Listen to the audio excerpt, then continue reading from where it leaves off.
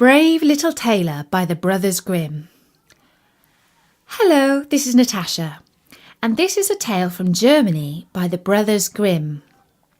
It's about a tailor who was as clever as he was brave. One summer's morning, a little tailor was sitting on his table by the window. He was in good spirits and sewed with all his might. Then came a peasant woman down the street crying, "Good jams cheap, good jams cheap." This rang pleasantly in the tailor's ears. He stretched his delicate head out of the window and called, "Come up here, dear woman. Here you will get rid of your goods." The woman came up the 3 steps to the tailor with her heavy basket, and he made her unpack all the pots for him.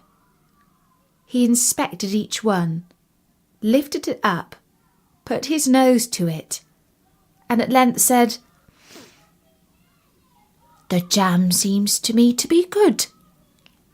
I'll buy a jar." The woman, who had hoped to sell far more jam, gave him what he wanted, but went away grumbling.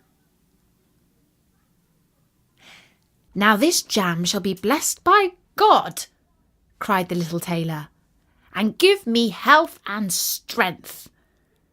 So he brought the bread out of the cupboard, cut himself a piece right across the loaf, and spread the jam over it.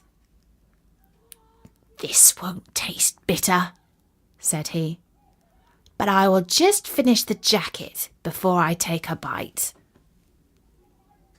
He laid the bread near him, sewed on, and in his joy made bigger and bigger stitches. In the meantime, the smell of the sweet jam rose to where the flies were sitting in great numbers, and they were attracted and descended onto it in hosts. "Hey, who invited you?" said the little tailor, and drove the unbidden guests away. The flies, however, understood no German, and came back again in ever-increasing companies. The little tailor at last lost all patience, and drew a piece of cloth from the hole under his work-table, and saying, "Wait, and I will give it to you," struck it mercilessly on them. When he drew it away and counted, there lay before him no fewer than 7 flies, dead and with legs stretched out. The tailor looked at the flies that he had killed, and could not help admiring his own bravery. "The whole town shall know of this," he said. And the little tailor hastened to cut himself a belt, stitched it, and embroidered on it in large letters, "7 dead at 1 stroke." "What, the town? The whole world shall hear of this!" he exclaimed, and his heart wagged with joy like a lamb's tail. The tailor put on the girdle and resolved to go forth into the world, because he thought his workshop was too small for his valour. Before he went away, he looked round the house to see if there was anything which he could take with him. However, he found nothing but an old cheese, and that he put in his pocket. In front of the door he observed a bird which had caught itself in the thicket. It had to go in his pocket with the cheese. Now he took to the road boldly, and as he was light and nimble, he felt no tiredness. The road led him up a mountain, and when he had reached the highest point of it, there sat a powerful giant looking peacefully about him. The little tailor went bravely up, spoke to him and said, "Good day, comrade. So you are sitting there overlooking the widespread world. I am just on my way there and want to try my luck. How about you? Come with me?" The giant looked contemptuously at the tailor and said, "You wretch! You miserable creature!" "Oh, indeed," answered the little tailor, and unbuttoned his coat and showed the giant the belt. "There may you read what kind of a man I am." The giant read, "7 dead at one stroke," and thought that they had been men whom the tailor had killed, and began to feel a little respect for the tiny fellow. Nevertheless, he wished to try him first, and took a stone in his hand and squeezed it together so that the liquid dropped out of it. "Do that," said the giant, "if you have strength." "Is that all?" said the tailor. "That is child's play," and put his hand into his pocket, brought out the soft cheese, and pressed it until the liquid ran out of it. The giant did not know what to say, and could not believe it of the little man. Then the giant picked up a stone and threw it so high that the eye could scarcely follow it. "Now, little mite of a man, do that." "Well thrown," said the tailor. "But after all, the stone came down to earth again. I will throw you one which shall never come back at all." And he put his hand into his pocket, took out the bird, and threw it into the air. The bird, delighted with its liberty, rose, flew away, and did not come back. "How does that shot please you, comrade?" asked the tailor. "You can certainly throw," said the giant. "But now we will see if you are able to carry anything properly." He took the little tailor to a mighty oak tree which lay there felled on the ground, and said, "If you are strong enough, help me to carry the tree out of the forest." "Readily," answered the little man. "Take you the trunk on your shoulders, and I will raise up the branches and twigs. After all, they are the heaviest." The giant took the trunk on his shoulder, but the tailor seated himself on a branch, and the giant, who could not look round, had to carry away the whole tree, and the little tailor into the bargain. He behind was quite merry and happy, and whistled the song, "3 tailors rode forth from the gate," as if carrying the tree were child's play. The giant, after he had dragged the heavy burden part of the way, could go no further, and cried, "Now I shall have to let the tree fall." The tailor sprang nimbly down, seized the tree with both arms as if he had been carrying it, and said to the giant, "You are such a great fellow, and yet cannot even carry the tree." The giant said, "If you are such a brave fellow, come with me into the cave and spend the night with us." The little tailor was willing and followed him. When they went into the cave, other giants were sitting there by the fire, and each of them had a roasted sheep in his hand and was eating it. The little tailor looked round and thought, "It is much more spacious here than in my workshop." The giant showed him a bed and said he was to lie down in it and sleep. The bed, however, was too big for the little tailor.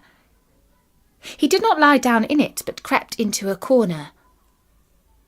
When it was midnight and the giant thought that the little tailor was lying in a sound sleep, he got up, took a great iron bar, cut through the bed with one blow, and thought he had finished off the grasshopper of a man for good.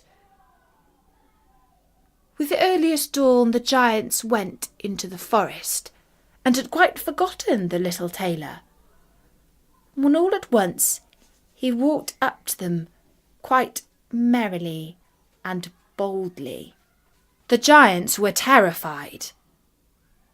They were afraid that he would strike them all dead, and ran away in a great hurry. The little tailor went onwards, always following his pointed nose. After he'd walked for a long time, he came to the courtyard of a royal palace, and as he felt weary, he lay down on the grass and fell asleep. Whilst he lay there, the people came and inspected him on all sides, and read on his belt, 7 dead with one stroke. "Ah," they said, "what does the great warrior want here in the midst of peace? He must be a mighty lord." Soon the tailor was brought before the king, who had made a request to meet him. "In the forest roams a magical horse with one horn, a unicorn which does great harm, attacking people all round. If you can rid me of this unicorn, you shall have the hand of my daughter in marriage, and half my kingdom." And the tailor thought to himself, "It is not every day that I receive such an offer as that." And he replied, "I do not fear one unicorn. 7 at one blow is my kind of affair." He took a rope and an axe with him, went forth into the forest. The unicorn soon came towards him and rushed directly on to the tailor, as if it would gore him with its horn without more ado. "Softly, softly, it can't be done as quickly as that," said he, and stood still and waited until the animal was quite close, and then sprang nimbly behind the tree. The unicorn ran against the tree with all its strength, and struck its horn so fast in the trunk that it had not the strength enough to draw it out again, and thus it was caught. "Now I have got it," said the tailor, and came out from behind the tree and put the rope around its neck. And then with his axe he hoed the horn out of the tree, and when all was ready he laid the beast away and took it to the king. But the king was sorry that he had promised his daughter to the little man, and made another demand. Before the wedding, the tailor was to catch him a wild boar that had made great havoc in the forest, and so the tailor went into the forest where the boar was roaming. When the boar saw the tailor, it ran on him with foaming mouth and sharp tusks, and was about to throw him to the ground, but the hero fled and sprang into a chapel, which was near, and up to the window at once, and in one bound out again. The boar ran after him, but the tailor ran outside and shut the door behind it, and then the raging beast, which was much too heavy and awkward to leap out of the window, was caught. The hero went to the king, who was now, whether he liked it or not, obliged to keep his promise, and gave his daughter and the half of his kingdom. The wedding was held with great magnificence and small joy, and out of a tailor a king was made. And after some time the young queen heard her husband say in his dreams at night, "Boy, make me the jacket and patch the trousers." The next morning She complained of her wrongs to her father and begged him to help her to get rid of her husband, who was nothing else but a tailor.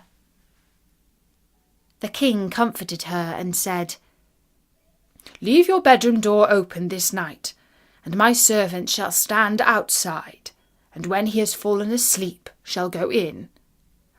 Bind him, and take him on board a ship which shall carry him into the wide world." The woman was satisfied with this, but the king's armour-bearer, who had heard all, was friendly with the young lord, and informed him of the whole plot. "I'll put a screw into that business," said the little tailor.